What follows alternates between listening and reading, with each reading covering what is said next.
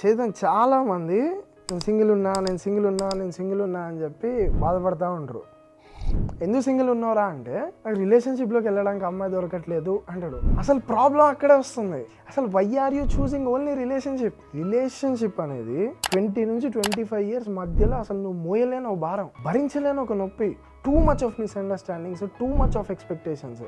అసలు నీకు కావాల్సిన అన్నీ కూడా నువ్వు ఒక్క అమ్మాయి దగ్గర నుంచి ఎక్స్పెక్ట్ చేస్తావు, which is impossible to deliver. అసలు ఆ ఏజ్లో ఏం జరుగుతుందో నీకు అర్థమయ్యే లోపే మొత్తం జరిగిపోయి గందరగోళం అయిపోద్ది. సో నా పాయింట్ ఏంటి అంటే చూస్ కంపానియన్ ఓవర్ రిలేషన్షిప్.